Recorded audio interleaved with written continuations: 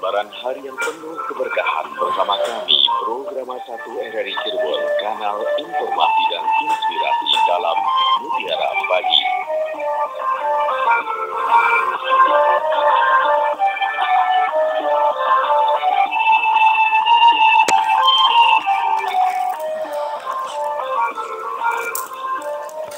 Assalamualaikum warahmatullahi wabarakatuh. Selamat pagi pendengar. Terima kasih Anda sudah bersama kami dan seperti biasa untuk mengawali pagi Anda, kami hadirkan Mutiara Pagi hingga nanti jelang kami hadirkan berita daerah pukul 6 nanti. Dan alhamdulillah juga sudah tersambung di ujung telepon sana guru kami, narasumber kami, Bapak Kiai Haji Aminuddin. Beliau adalah pengasuh Pondok Pesantren Darul Quran Cikalahan Kabupaten Cirebon. Assalamualaikum Pak Kiai. Waalaikumsalam warahmatullahi wabarakatuh. Sehat selalu ya Pak Kiai ya. Alhamdulillah. Alhamdulillah. Terima kasih banyak Pak Kiai selalu meluangkan waktunya untuk kami dalam Mutiara Pagi. Dan pendengar seperti biasa juga untuk Anda yang nanti ingin bergabung bersama kami, silakan ya, Anda bisa pergunakan line telepon kami di 0231849329 atau Anda juga bisa berkirim WhatsApp-nya di 081324951935. Untuk Anda yang mendengarkan kami melalui aplikasi RRI Digital juga bisa langsung ya berkirim chatnya di sana. Dan tentunya untuk Anda pemirsa setia kanal YouTube kami, Anda juga bisa langsung berinteraksi dengan berkirim live chat di sana. Dan pendengar, untuk tema kita pagi ini adalah salat yang akan membawa kebahagiaan dunia akhirat. Seperti apa dan bagaimana kita akan dengarkan terlebih dahulu uraian dari Bapak Kiai Haji Aminuddin. Mangga, silakan Pak Kiai. Assalamualaikum warahmatullahi wabarakatuh. Alhamdulillahi rabbil alamin. Alladhi tafarrada bil baqa'i wal qidami wal azaliyah. Ashhadu an la ilaha illallah wa la syarika lah. Wa ashhadu anna Muhammadan abduhu wa rasuluh. Allahumma salli wa sallim wa barik ala sayyidina Muhammad wa ala alihi wa ashabi ajma'in, amma ba'du. Qala Allah ta'ala fi kitabihil karim, a'udzu billahi minasyaitonir rajim, bismillahirrahmanirrahim. Qad aflahal mu'minun alladzina hum fi salatihim khashi'un walladzina hum 'anil laghwi mu'ridun walladzina hum lizzakati fa'ilun walladzina hum li furujihim hafizun illa ala azwajihim aw ma malakat aymanuhum fa innahum ghairu malumin faman ibtagha wara'a dzalika fa ulaika humul 'adun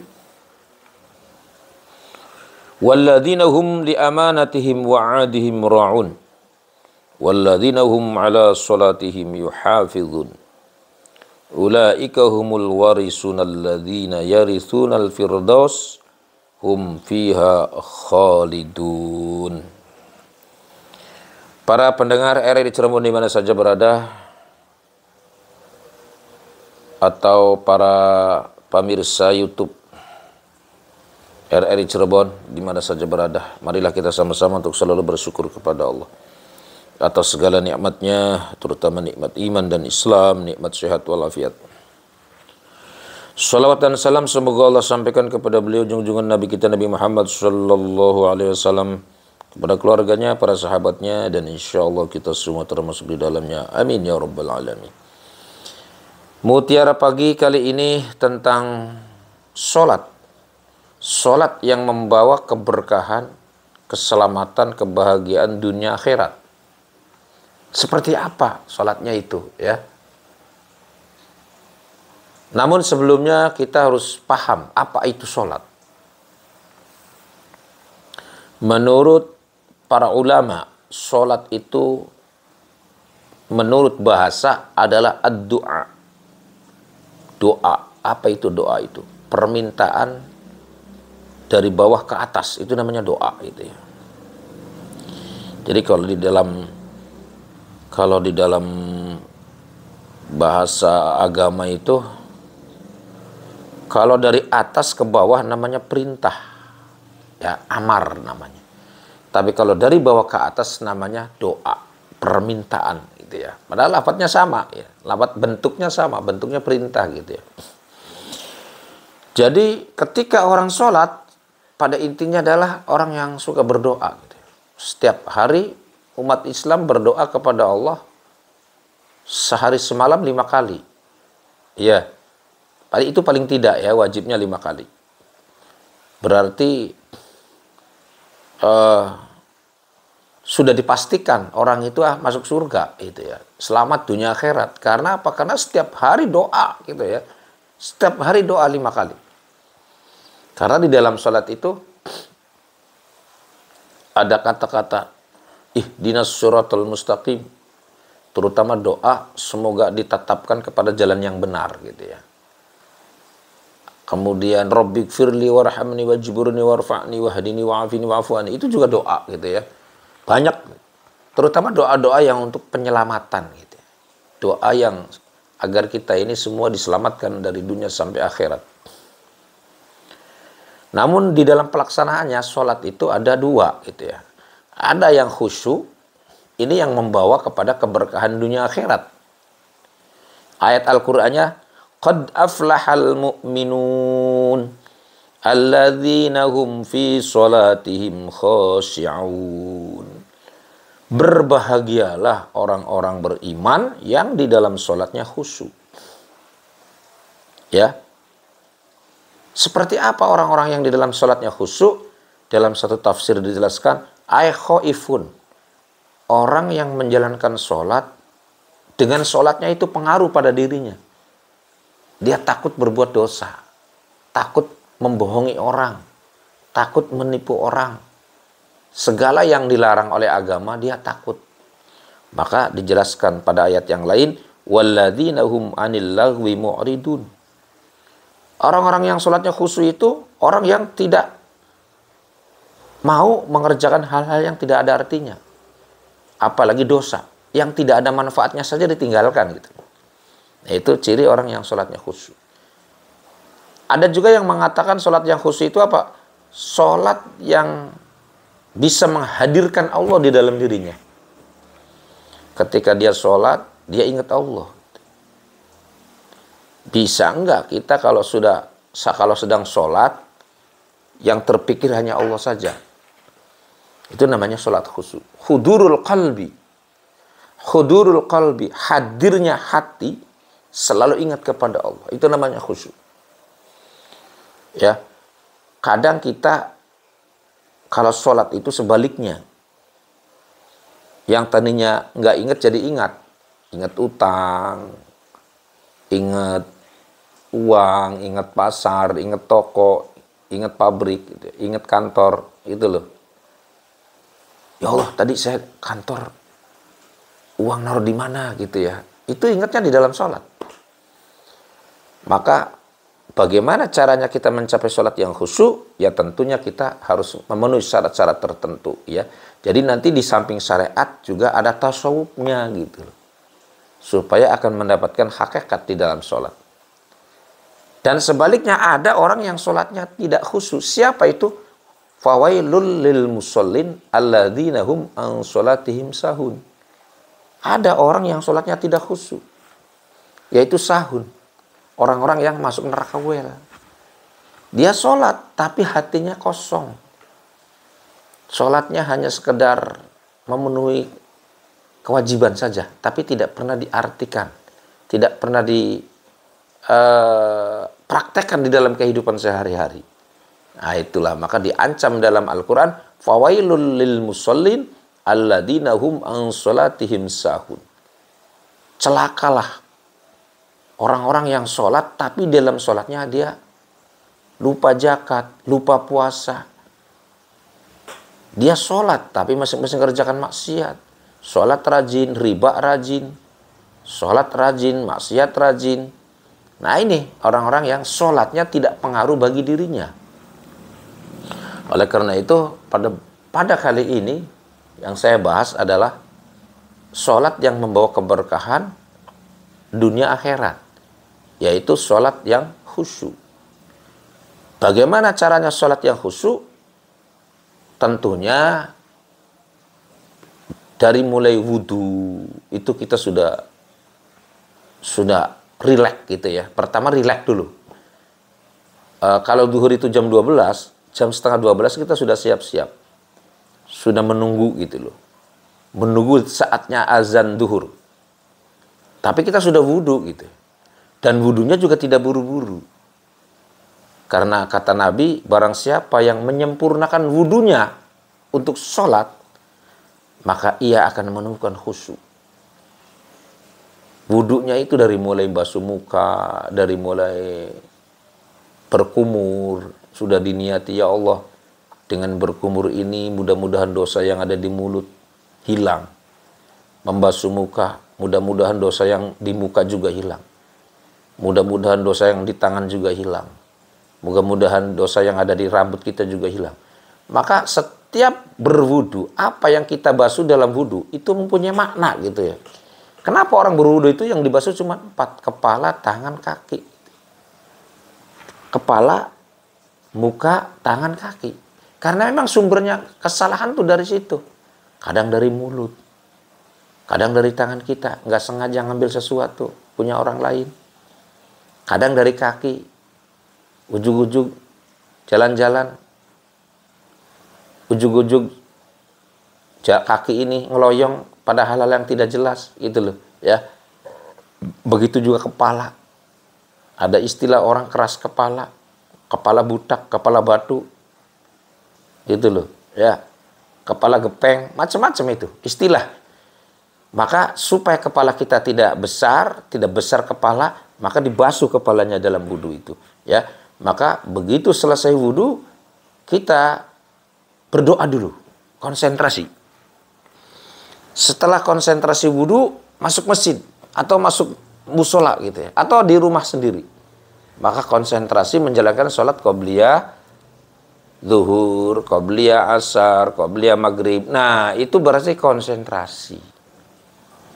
Kemudian sebelum melaksanakan sholat, ada doanya, yaitu baca surat Falak bin Nas. Itu doa untuk mengusir setan. Ya, karena setan itu menyebar di waktu sholat. Ya, kalau sudah adzan, setan itu pada nusuk. Tapi begitu adzan selesai, datang lagi setan itu. Datang lagi menggoda kepada umat manusia. Gak usah sholat lagi. Udah, sholatnya nanti jam 2 gitu. Udah, sholatnya lagi jam 4 gitu ya. Sehingga karena digoda oleh setan, dia terlena. Terlena, lupa, jadi meninggalkan sholat. Kalau tidak tergoda di waktu adzan, maka dia menggodanya di dalam sholat itu. Sebenarnya takbir itu menghayati Allahu Akbar, Allah Maha Besar. Tetapi begitu takbir Allahu Akbar, yang teringat sawah, bubur kacang, bakso, dan lain sebagainya. Sehingga sampai sholat pun kita masih digoda oleh setan. Gitu ya. Makanya kata Nabi, kalau kita ingin khusyuk, hadirkan hati kita, hadirkan Allah di dalam diri kita. Ya, kata Nabi, sembahlah Allah seakan-akan kita melihatnya. Ini yang paling yang pertama ini ya, namanya khusyuk yang pertama ini, atau ihsan bahasanya ya. Seakan-akan kita melihat Allah. Ini tidak mudah gitu ya. Kita melihat Allah nggak mudah, walaupun dengan mata batin, dengan hati. Kita tidak mudah. Kelas kita biasa, manusia biasa. Itu kelas para wali, para nabi. Ya, kelasnya orang-orang yang sudah inkisyaf kepada Allah. Makanya sahabat Ali itu ketika sholat, dia tidak ingat apa-apa. Maka ketika selesai perang, ada panah menancap di belakangnya. Kata Ali, cabutlah panah itu ketika saya sedang sholat. Karena apa? Karena kalau sedang sholat, saking asiknya munajat kepada Allah, dia tidak terasa. Gitu. Beda dengan kita. Kalau kita kadang, kalau sudah sholat, gatel. endas jadi gatel, pinggang jadi gatel semua. Bukan nambah khusyuk, nambah ruwet gitu ya. Nah, oleh karena itu kita harus belajar sholat menjadi sholat yang khusyuk. Kita kan sudah lama nih sholat ya, dari kecil sampai setua ini, masa nggak bisa khusyuk? Makanya bagaimana caranya sholat supaya khusyuk? Jagalah sholat 5 waktu dengan sholat berjamaah. Mudah-mudahan dengan sholat berjamaah kita melihat teman kita khusyuk, melihat teman kita bacaannya bagus, sehingga kita termotivasi gitu ya, menjadi khusyuk gitu ya. Oleh karena itu, untuk mencapai sholat khusyuk perlu hal-hal yang harus diperhatikan. Terutama apa? Makan. Apa yang kita makan juga harus yang halal, supaya darah yang mengalir di dalam diri kita itu adalah darah yang halal, dan itu akan membuat kita menjadi khusyuk. Baju yang kita pakai juga baju yang halal, karena itu akan mempengaruhi pemikiran kita di dalam sholat. Ya, jadi khusyuk itu menghadirkan Allah di dalam dirinya ketika di dalam sholat. Ingat, seakan-akan melihat Allah. Kalau tidak bisa seakan-akan melihat Allah, yakinkan Allah melihat kita. Ini yang kedua. Kalau yang pertama susah, yang kedua, yakinkan Allah melihat kita. Kalau kita sudah merasa diawasi oleh Allah, maka kita akan merasa malu. Ya, masa kita lagi sholat ingatnya bubur kacang? Masa kita lagi sholat di masjid ingatnya di pasar? Ingatnya di supermarket? Orangnya di dalam masjid kok yang dipikirin supermarket. Orangnya di dalam masjid yang dipikirin warung. Kan malu gitu loh. Ya, maka bagaimana belajar sholat supaya khusyuk? Mari kita awali ya dengan tadi wudhu yang sempurna, laksanakan qobliyah, konsentrasi sebelum sholat. Jangan kadang kita sholat wudhu aja buru-buru, imamnya sudah dimulai, kita masih wudhu. Bagaimana mau khusyuk? Ya, sholatnya aja buru-buru. Oleh karena itu, luangkan waktu untuk sholat. Sebelum azan, kita sudah siap-siap berwudu. Itu ya, untuk mencapai sholat khusyuk. Jangan sampai sholat kita tidak berarti. Fawailul lil musallin alladzina hum fi sholatihim sahun. Neraka wel orang-orang yang di dalam sholatnya sahun, lupa terhadap sholat itu sendiri. Itu ya. Jadi arti khusyuk itu bisa disebut khaifin, orang-orang yang takut kepada Allah. Sebab kan banyak orang-orang yang sholatnya kelihatannya rajin tapi korupsi. Banyak orang-orang yang korupsi itu ahli umroh, ahli sholat. Apa itu? Kayak karena nggak pengaruh gitu. Sholatnya nggak pengaruh. Kemudian ciri orang yang sholatnya khusyuk itu anil walladzina hum anil lagwi mu'ridun. Orang-orang yang dia berpaling dari hal-hal yang tidak berguna gitu ya. Ngomong yang tidak berguna, yang nggak usah diomongkan. Hal-hal yang tidak berguna itu ditinggalkan gitu ya. Yang tidak berguna saja ditinggalkan, apalagi maksiat. Saya ini sholat, masa jadi rentenir? Oh, saya ini sholatnya rajin, masa selingkuh gitu. Oh, saya ini kan sholatnya rajin, masa korupsi gitu ya. Walladzina hum lizzakati fa'ilun. Orang-orang yang sholatnya khusyuk pasti menunaikan zakat ya. Karena apa? Karena zakat juga berpengaruh kepada kehidupannya. Orang yang zakatnya rajin, insya Allah hidupnya akan menjadi tenang dan sholatnya menjadi khusyuk. Karena apa? Karena yang dimakan itu hak sendiri. Kalau orang tidak pernah zakat, yang dimakan haknya orang lain, bisa saja dimakan. Uang belum dizakati sudah dimakan. Gabah, beras sudah panen belum dizakati sudah dimakan. Berarti ada hak fakir miskin kemakan gitu loh. Itu jadi makanya orang yang sholatnya khusyuk tandanya juga menunaikan ibadah zakat. Kemudian apalagi walladzina hum li furujihim hafidun. illa ala azwajihim aw ma malakat aymanuhum fa innahum ghairu malumin. Orang-orang yang tidak selingkuh gitu ya. Orang-orang yang sholatnya khusyuk itu pasti dia menjaga dirinya dari selingkuh. Bukan kepada kalau bukan istrinya ya nggak usah dilihat, nggak usah dilirik, nggak usah dibayang-bayang. Oh punya istrinya sendiri gitu. Ya, jadi membayangkan perempuan cantik ya istrinya sendiri gitu loh. Tidak boleh selingkuh.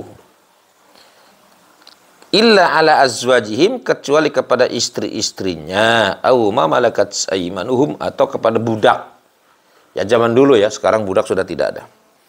Faman ibtagha wara'a dzalika faulaika humul adun. Maka barang siapa yang tidak memenuhi undangan pelaturan-pelaturan itu, maka orang-orang itu adalah orang-orang yang melampaui batas. Walladzina hum liamanatihim wa ahdihim ra'un. Orang-orang yang khusyuk itu adalah orang yang menyampaikan amanat dan janji-janji mereka dijaga, terutama para pemimpin yang janji kepada rakyat akan membahagiakan rakyat, akan menjalankan hukum, akan menjalankan tugas sebaik-baiknya. Ini juga ciri orang yang sholatnya khusyuk. Walladzina hum ala sholatihim yuhafidhun. Kalau orang sholatnya khusyuk, pasti sholatnya dijaga. Dengan apa? Dengan sholat berjamaah. Ulaika humul warisun. Mereka itu adalah orang-orang yang akan mewarisi surga Firdaus. Alladzina yarithunal firdausa hum fiha khalidun. Orang-orang yang akan mewarisi surga Firdaus yang akan kekal di dalamnya. Jadi kalau ada orang sholatnya rajin tapi masih resah hidupnya, orang sholatnya rajin tapi hidupnya nggak seneng, oh berarti dipertanyakan sholatnya khusyuk belum gitu ya. Jadi kalau orang yang sholatnya khusyuk, insya Allah ketika dia kaya menjadi dermawan, ketika dia miskin dia bersabar gitu loh. Itu ciri orang yang sholatnya khusyuk. Oke, itu aja dulu, semoga ada manfaatnya. Baik, terima kasih Pak Kiai, dan silakan pendengar untuk Anda yang ingin bergabung bersama kami, Anda bisa pergunakan line telepon kami di 0231 8493